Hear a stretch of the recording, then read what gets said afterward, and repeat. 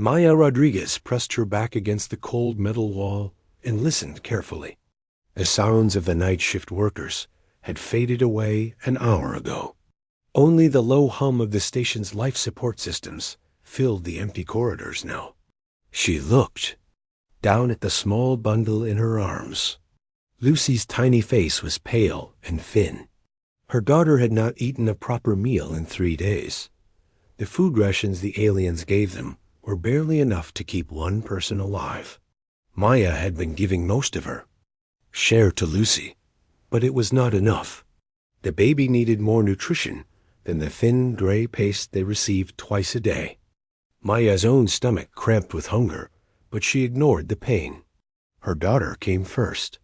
She moved quietly through the dark corridors of Luna Station. The place had once been a proud human mining colony.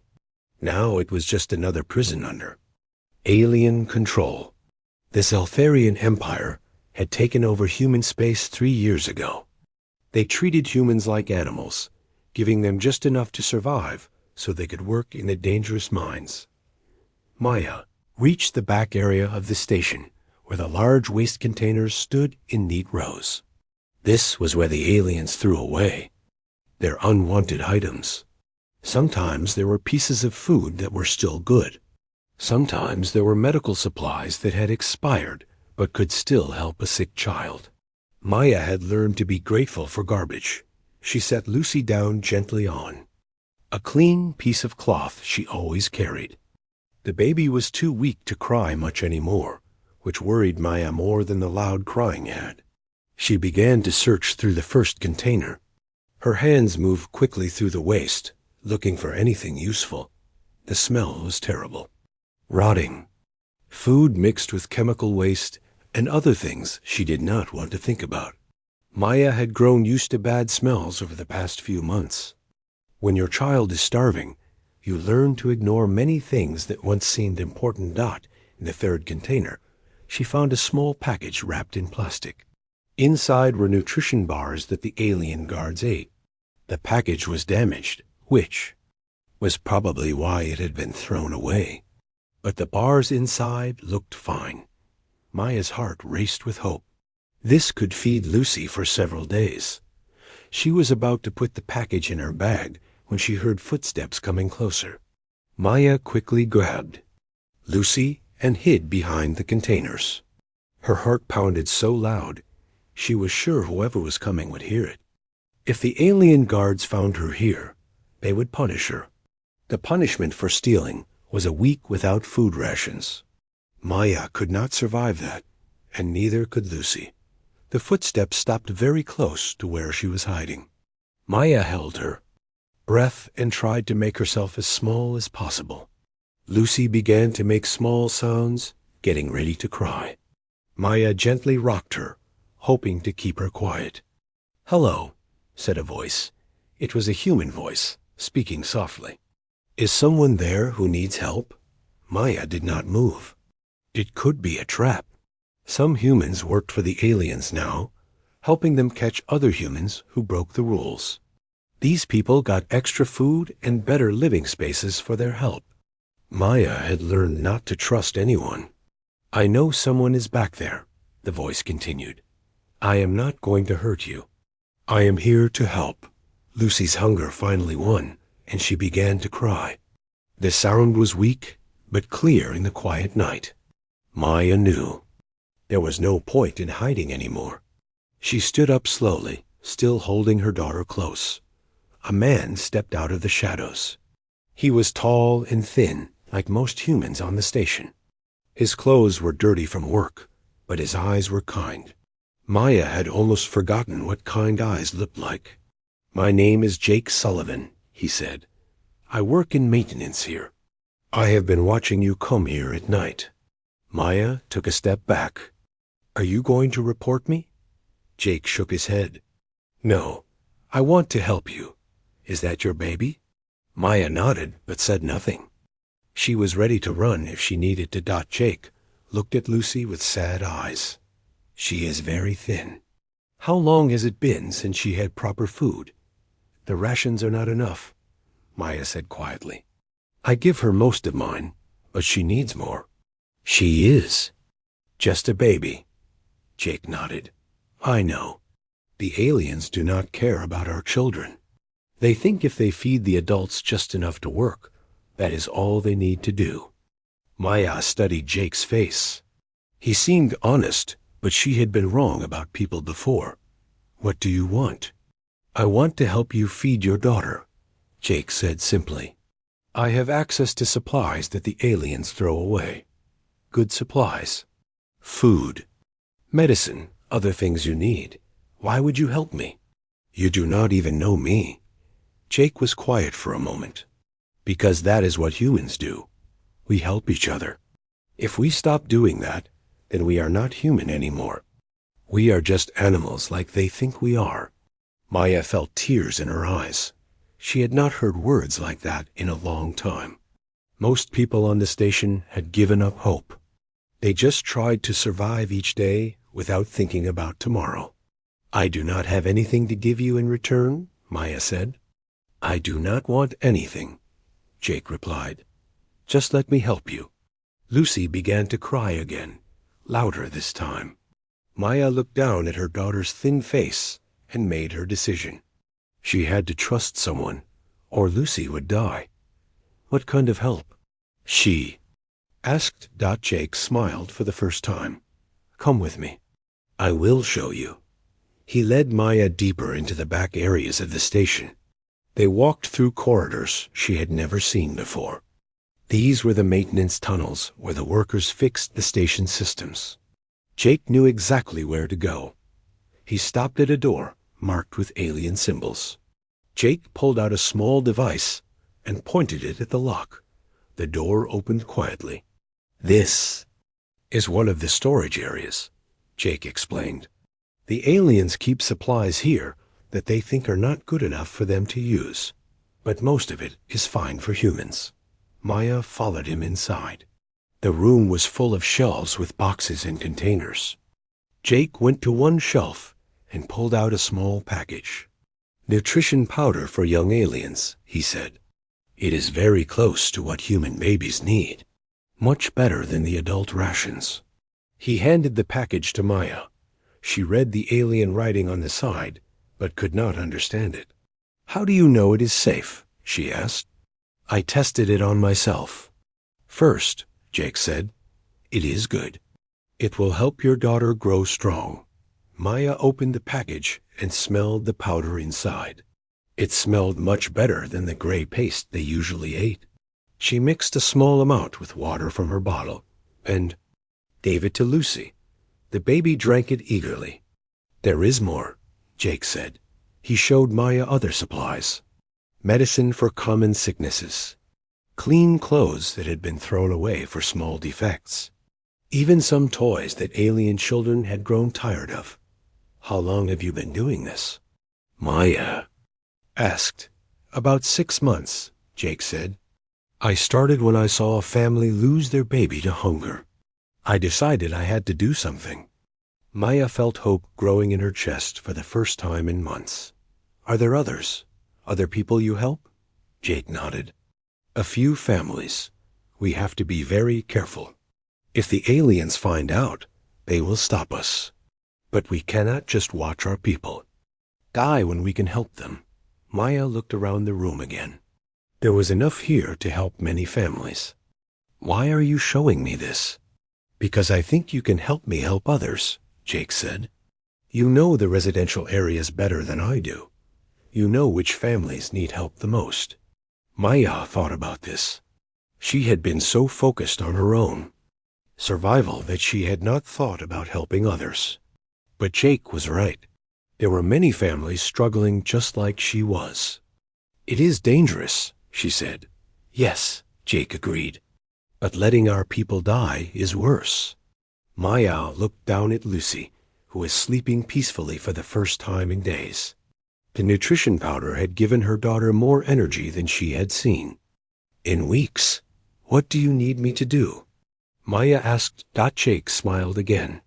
Just help me figure out how to get these supplies to the people who need them most, without getting caught. Maya nodded slowly. She had found something in the garbage after Not just food for her baby, but hope for her people. And maybe, just maybe, a way to fight back against the aliens, who thought humans were nothing more than animals. For the first time since her husband died, Maya felt like she had a purpose beyond just surviving. She had found a man with a heart, and together they might be able to save others. Maya woke up in a place she had never seen before. For a moment, she forgot where she was.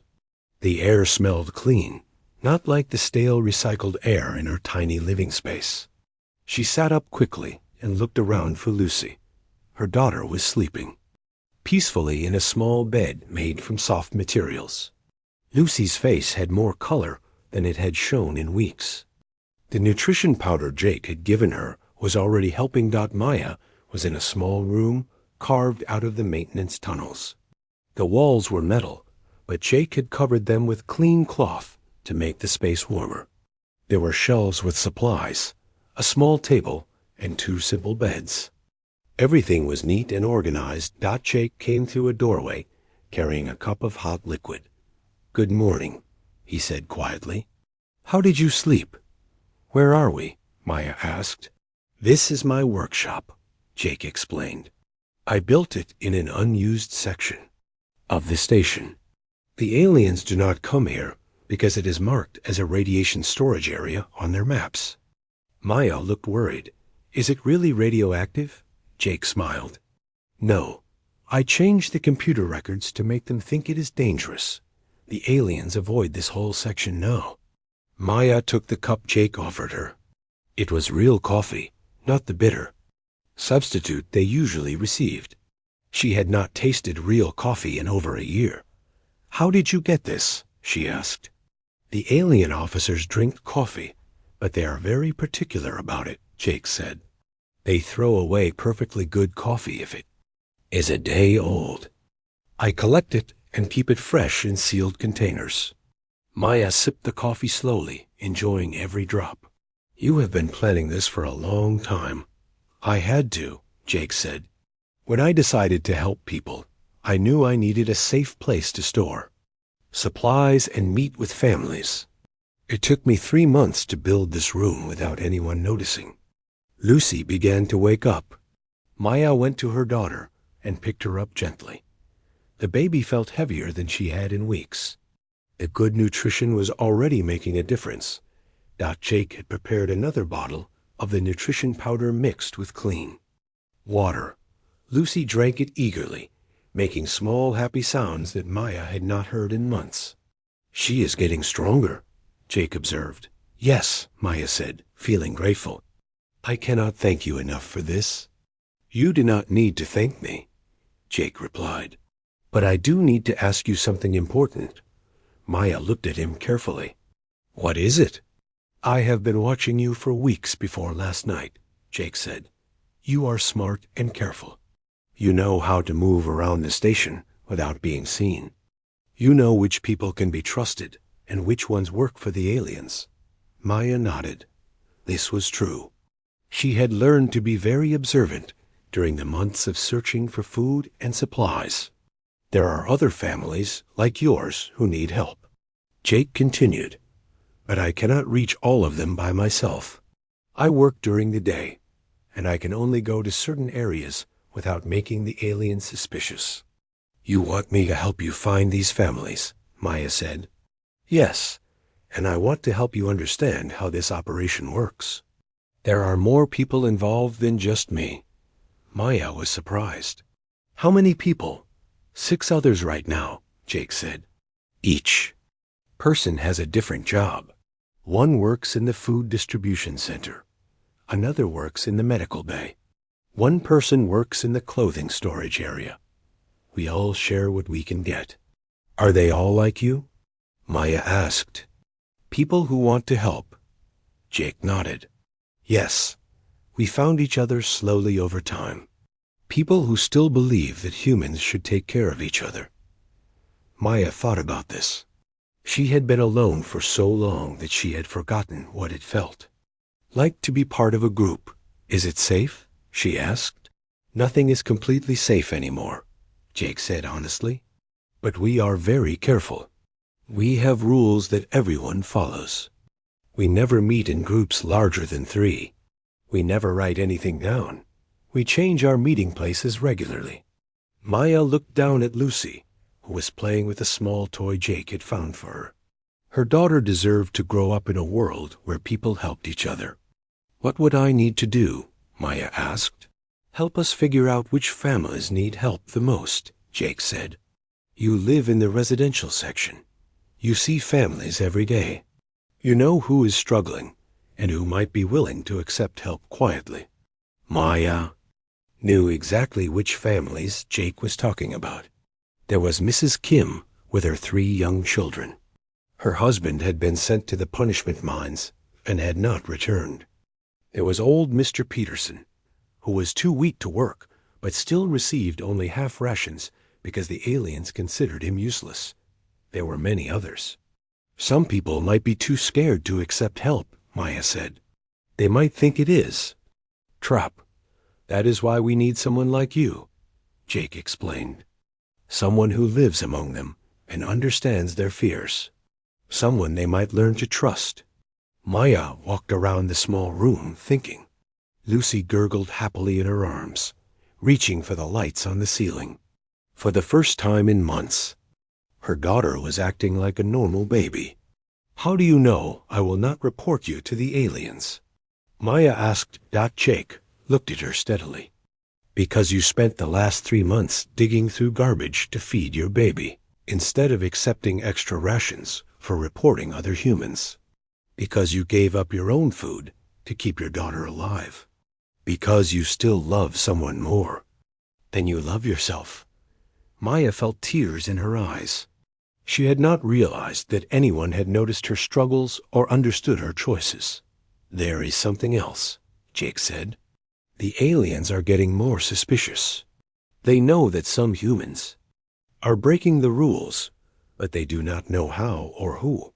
They are starting to crack down harder. We need to be smarter and more organized. What kind of crackdown? Maya asked. More surprise inspections of living quarters. Longer work shifts so people have less time to move around.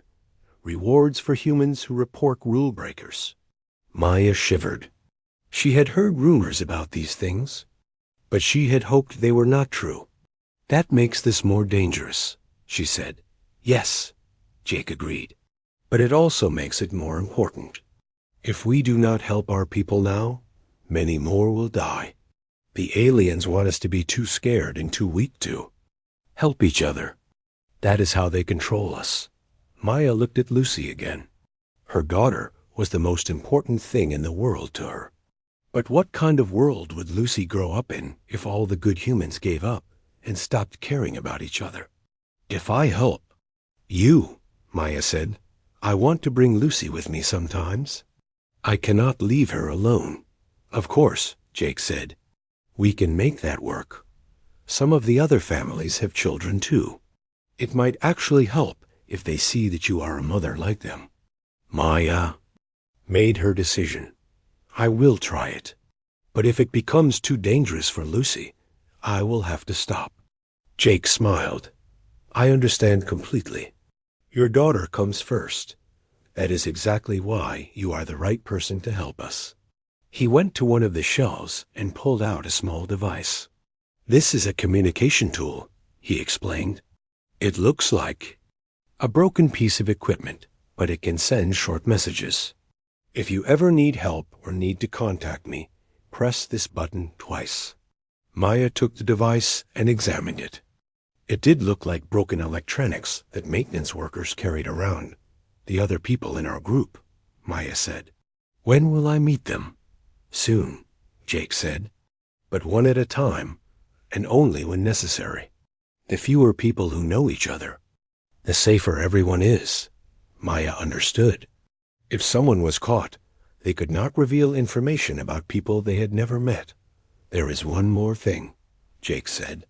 We need to talk about your living situation. Your current space is too small and too close to the main corridors.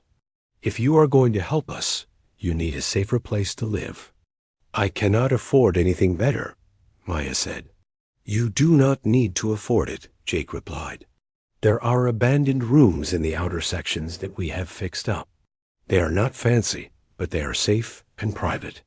You and Lucy could have a real home. Maya could hardly believe what she was hearing. A real home with enough space for Lucy to crawl around and play. A place where they could be safe and have enough food.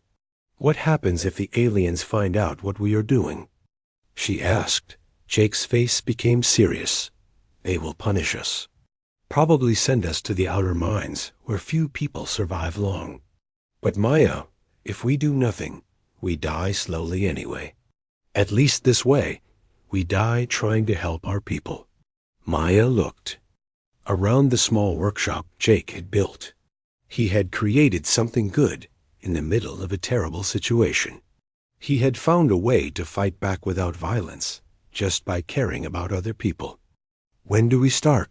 Maya asked. Jake's smile returned. We already have. You are part of this now. You and Lucy both. For the first time since the aliens had taken over, Maya felt like she belonged somewhere. She had found people who still believed in the best parts of being human. People who would risk their own safety to help others. Lucy fell asleep in Maya's arms, full and content. Maya realized that her daughter was already living in a better world than she had been the day before. A world where strangers cared about each other and where hope was still possible. Maya had gone looking for food in the garbage and had found something much more valuable. She had found a family. 3 weeks had passed since Maya joined Jake's group. She had moved into one of the safe rooms Jake had prepared in the outer section of the station. The room was twice as large as her old space, and it had a small area where Lucy could play safely. Maya had learned the names and faces of the other people in their network. There was Lisa Chun, who worked in the medical bay and could get medicine that was about to expire. Danny Torres worked in the food center and knew when shipments of damaged goods would be thrown away. Elena Vasquez worked in the clothing storage and found items that were rejected for small problems. Maya's job was to identify families who needed help and figure out safe ways to get supplies to them. She had discovered that she was good at reading people and understanding who could be trusted. Today, Maya was visiting Mrs. Kim, a woman who lived 3 quarters away from her old room. Mrs. Kim had 4 children, and her husband had been sent to the punishment mines 6 months ago.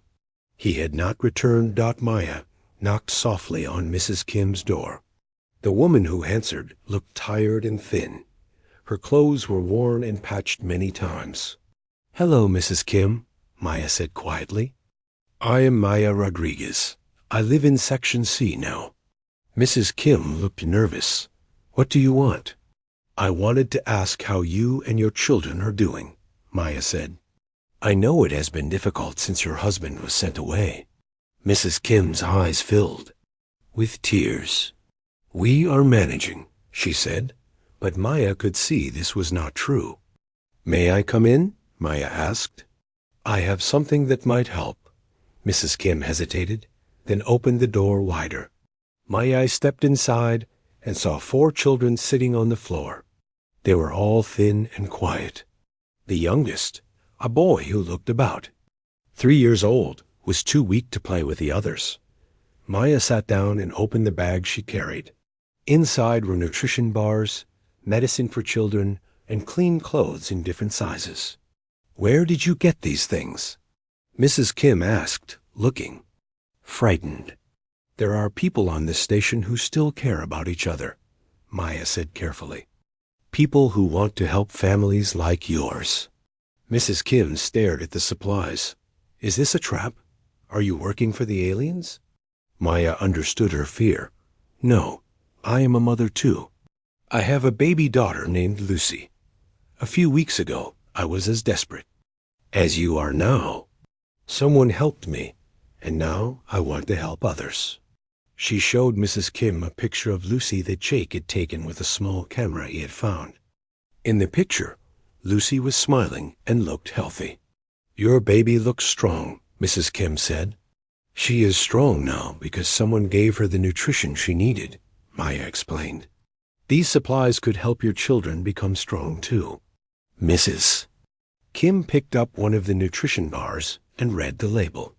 It was written in alien language, but she could see it was food designed for young beings. How do I know this is safe? She asked.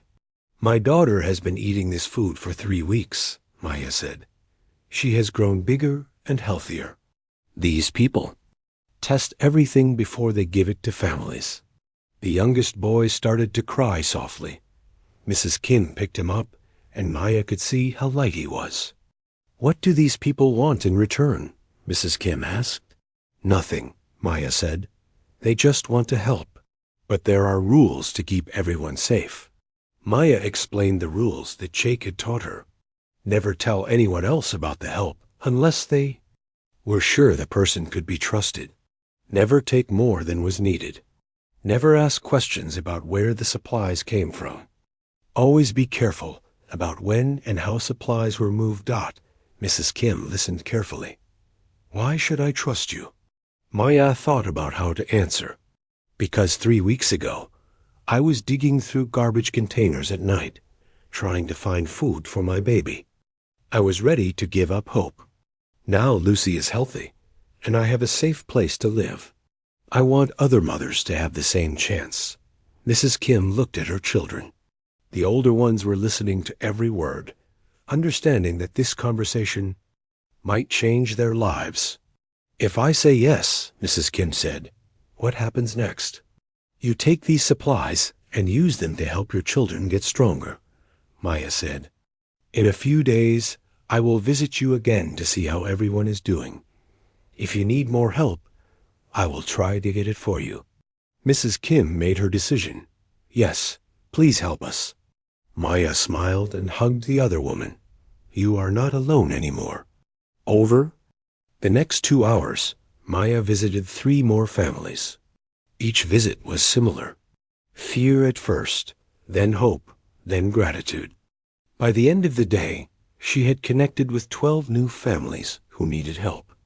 That evening, Maya met Jake at their usual location in the maintenance tunnels.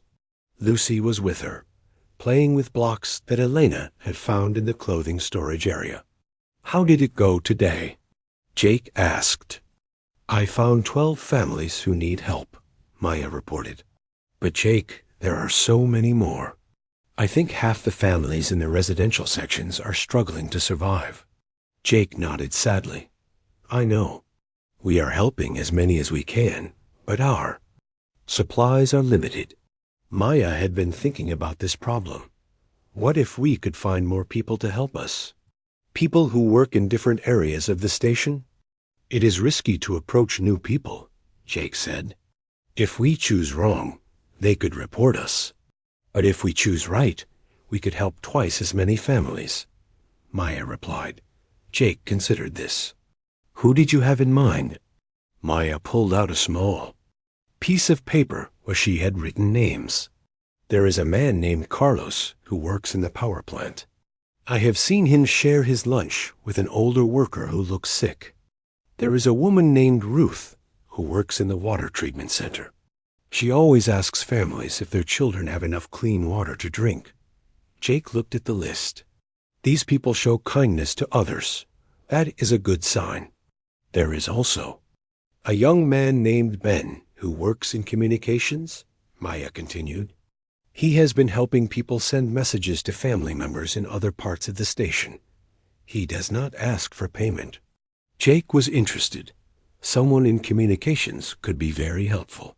They would know if the aliens were planning searches or other actions that could affect us. Maya had saved the most important name for last. And there is Dr. Martinez.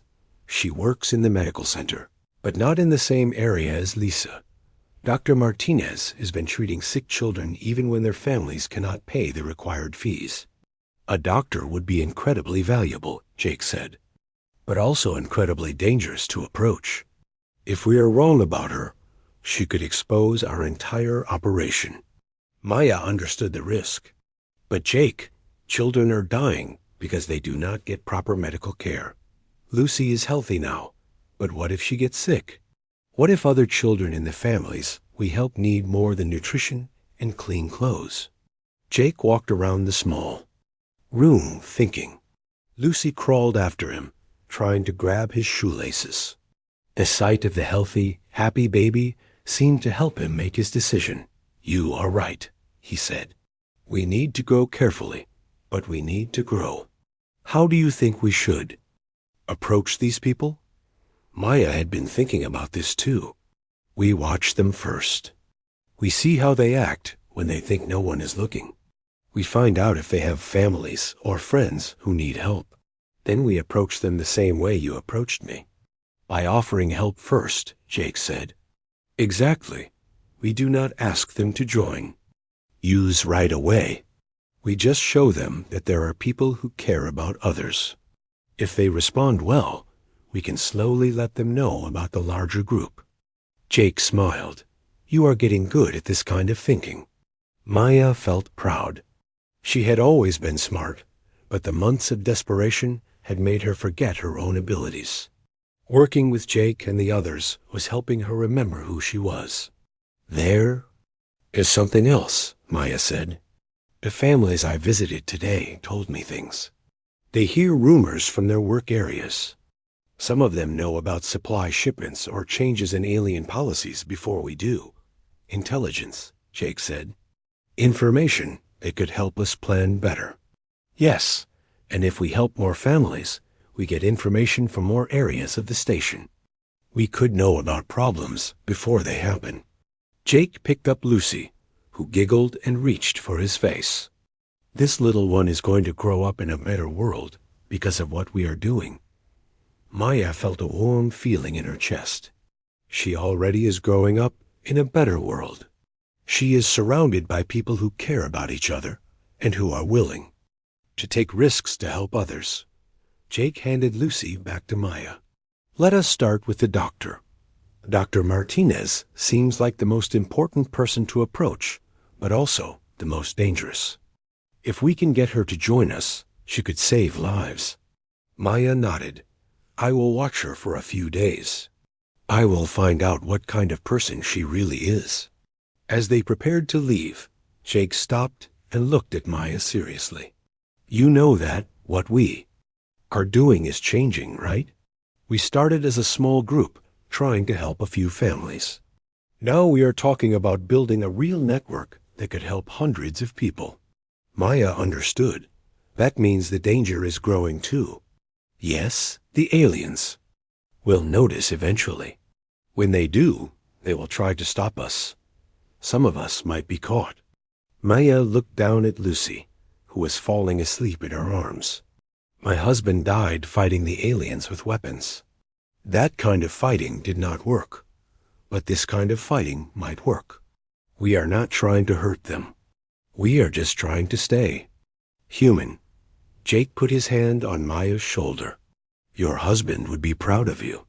Maya felt tears in her eyes, but they were not sad tears. He would be proud of all of us. We are proving that humans do not give up. We take care of each other, no matter what. Maya noticed the changes first. The alien guards were doing more surprise checks in the residential areas. They came at different times each day, searching rooms and asking questions. The work shifts had been made longer, giving people less time to rest or move around the station freely. She was sitting in her room with Lucy when Jake arrived looking worried. He sat down heavily on the chair across from her. Something is wrong, he said quietly. The aliens are asking more questions about human activities. They know something is happening, but they do not know what. Maya felt fear in her stomach. Do you think they know about us? Not specifically, Jake said, but they suspect that humans are organizing somehow. Commander Vex has been asking workers about anyone who seems to have more supplies than they should. Maya had heard about Commander Vex. He was one of the most cruel alien officers on the station. He enjoyed punishing humans and was always looking for reasons to send people to the outer mines. What should we do? Maya asked. We need to be more careful, Jake said. No more visits to families for at least a week. We need to let things calm down. Maya thought about Mrs. Kim and the other families they had been helping. But those families need the supplies. Mrs. Kim's youngest son is just starting to get better. I know, Jake said sadly, but if we get caught, we cannot help anyone. That night, Maya could not sleep. She kept thinking about the children who were depending on them. Lucy was healthy and growing strong, but other babies on the station were still starving. The next morning, Maya was walking to the water distribution center when she saw something that made her heart stop. 2 alien guards were standing outside Mrs. Kim's door. They were asking her questions and looking through her belongings. Maya quickly turned and walked in the other direction, trying not to look suspicious. Her hands were shaking as she hurried. Back to her room about an hour later, Jake came to see her. His face was pale. They searched Mrs. Kim's room, he said. They found the nutrition bars we gave her. Maya felt sick. What happened to her? They took her for questioning, Jake said. Her children are alone right now. Neighbors are trying to help them. Maya wanted to cry. Mrs. Kim had been so grateful for their help. Now she was in trouble because of them. This is my fault, Maya sighed. I chose her family. I gave her those supplies. Jake shook his head. This is not your fault. We knew there were risks. Mrs. Kim knew there were risks too. What do you think she will tell them? Maya asked. I do not know, Jake said honestly. People say different things when they are scared and being questioned by Commander Vex. Maya felt a cold fear growing inside her. If Mrs. Kim told the aliens about her, they would search Maya's room. They would find the supplies Jake had given her. They would arrest her and take Lucy away. We need to prepare for the worst, Jake said. You should pack only the most important things. Be ready to move to one of the emergency hiding places if you need to. Maya looked around her room. It was the first real home she had shared with Lucy since her husband died. The thought of leaving it made her sad, but the thought of being caught by Commander Vex made her terrified. Jake helped her. Pack a small bag with clothes for Lucy and some food. They hid the other supplies in a secret space behind the wall panels. There is something else, Jake said. Something I need to tell you. Maya looked at him and saw that he was struggling with something. Commander Vex called me to his office yesterday, Jake said. Maya felt her heart stop. What did he want? He offered me a job, Jake said quietly. A position as a human supervisor in the maintenance department. Better food, better living quarters, more freedom to move around the station. Maya stared at him. What kind of job? Jake looked down at his hands. I would be responsible for watching other human workers and reporting anyone who breaks the rules. I would help the aliens identify people who might be causing trouble. Maya understood what this meant. Jake would become a collaborator. He would have to betray other humans to keep his position. What did you tell him? Maya asked. I told him I needed time to think about it, Jake said. He gave me 3 days to decide. Maya felt confused. Part of her wanted Jake to take the job because it would keep him safe.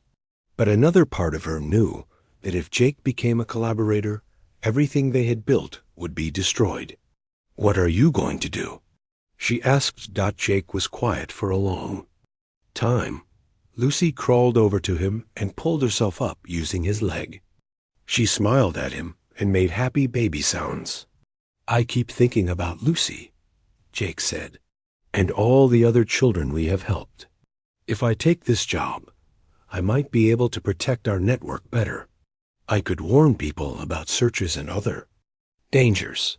Maya could see that Jake was trying to convince himself that taking the job was the right thing to do. But, Maya said, but I would have to report innocent people to keep my position, Jake said. I would have to watch families struggle and pretend I do not care. I would have to become the kind of person I hate. Maya picked up Lucy and held her close. "What do you think my husband would have done?" Jake looked at her. "What do you mean?" "My husband fought the aliens with weapons," Maya said. "He died fighting them. But before he died, he told me something. He said that the most important thing was to stay human. He said that if we become like them, then they have really won." Jake nodded slowly. "Your husband was right. Taking this job would not make you a better protector of our people," Maya said. "It would make you their enemy." Jake stood up and walked to the window. Outside, they could see human workers walking to their jobs, with their heads down and there, shoulders bent. They looked defeated. "I know you are right," Jake said. "But Maya, if I refuse this job, Commander Vex will become suspicious of me. He will watch me more closely. It will be harder for me to help people." Maya understood his fear, but she also understood something else. "Jake, the reason our network works is because people trust you. They trust you because they know you are a good person who really cares about them. If you take this job, you will lose that trust. Even if you try to help people secretly, they will not believe you." Jake turned back to face her. "So you think I should refuse?" "I think you should do. What you know is right," Maya said, "even if it is dangerous." That afternoon, Jake went back to Commander Vex's office. Maya waited in her room, playing with Lucy and trying not to worry. She kept looking out the window, expecting to see alien guards coming to arrest them both. Jake returned 3 hours later. His face was serious, but he did not look afraid. "I told him no," Jake said. Maya felt relief and terror at the same time. "How did he react?" "He was angry," Jake said. "He told me I was making a mistake. He said that humans who do not cooperate with the new order do not survive long on this station." Maya could imagine Commander Vex's cruel voice saying those words. "Did he threaten you directly?" Maya asked. "Not directly, but the message was clear," Jake said. "He will be watching me now, looking for any excuse to send me to the punishment mines." Maya felt guilty. "This is because of our network. If you had never started helping people, you would not be in this danger." Jake sat down and smiled for the first time that day. "Maya, do you know what I realized when I was sitting in Commander Vex's office?" Maya shook her head. "I realized that I would rather die as a human being who helps others than live as someone who betrays his own people," Jake said.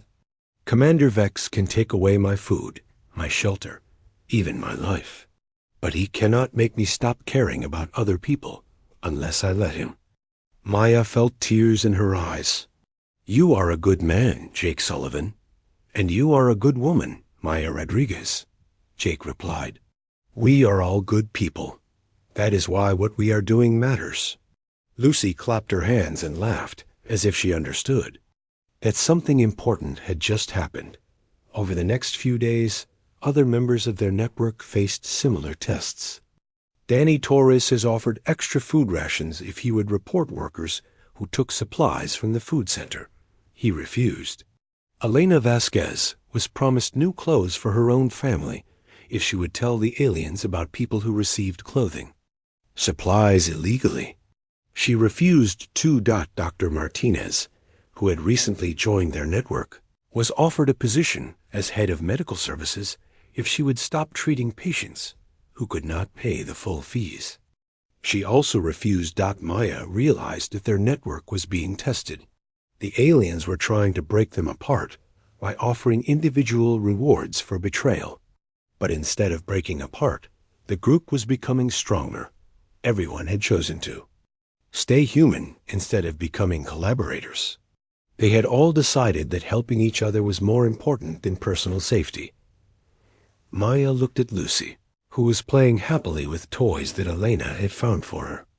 Her daughter was growing up surrounded by people who chose to do the right thing, even when it was dangerous. Maya knew that the aliens would not give up. Commander Vex would keep looking for ways to stop them. The danger was growing every day. But Maya also knew that they had something the aliens did not understand. They had people who cared more about each other than they cared about themselves. They had humans who would rather die free than live as slaves. That night, as Maya put Lucy to sleep, she whispered to her daughter, "You are growing up with heroes. Little one, people who choose love over fear and hope over despair." Maya had learned something important. The real battle was not between humans and aliens. Maya woke up to the sound of her communication device, buzzing twice. It was the emergency signal from Jake. Her heart started beating fast as she picked up Lucy and checked the time. It was 3 in the morning.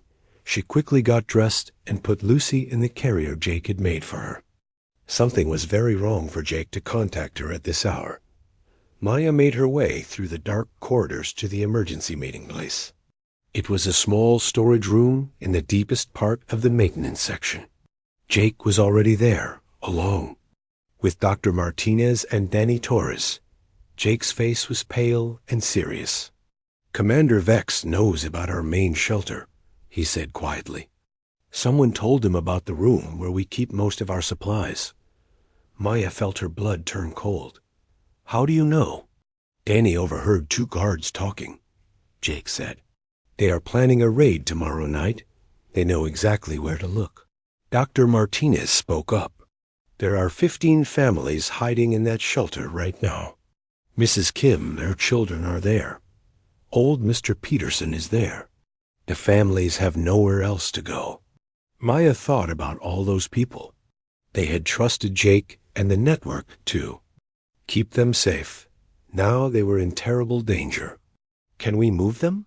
Maya asked. Jake shook his head. "There is not enough time. It takes hours to move that many people safely.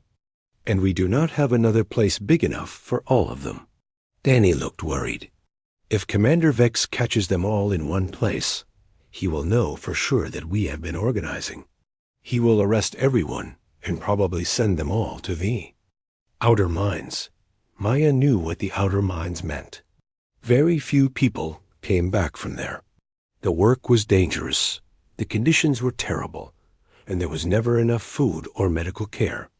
"There has to be something we can do," Maya said. Jake was quiet for a long moment. Maya could see him thinking hard about their options. "There is one thing," Jake said slowly, "but it would be very dangerous for whoever does it." "What is it?" Dr. Martinez asked. "Someone could create a diversion," Jake said. "Something that would make Commander Vex and his guards focus on a different part of the station. While they are busy with the diversion, the families could escape through the maintenance tunnels." Maya understood what Jake was thinking. The person who creates the diversion would probably be caught. Jake nodded. Yes, Commander Vex would arrest them and punish them severely. They might not survive. The room became very quiet. Everyone was thinking about what Jake had said. "What kind of diversion?" Danny asked. "It would have to be something that looks like sabotage," Jake said. "Maybe an electrical problem that shuts down power to part of the station. Or something that triggers the emergency systems. Something that would make the aliens think there is a serious threat that needs immediate attention." Dr. Martinez looked thoughtful.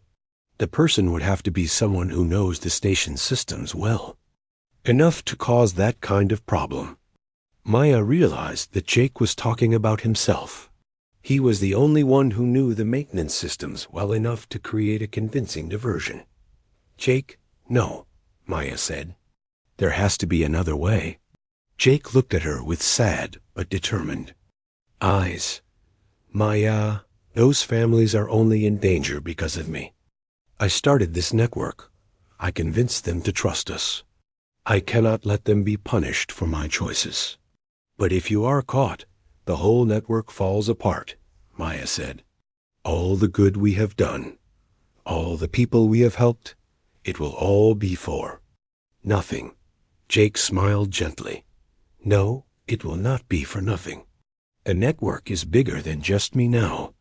You know how to contact all the families we help.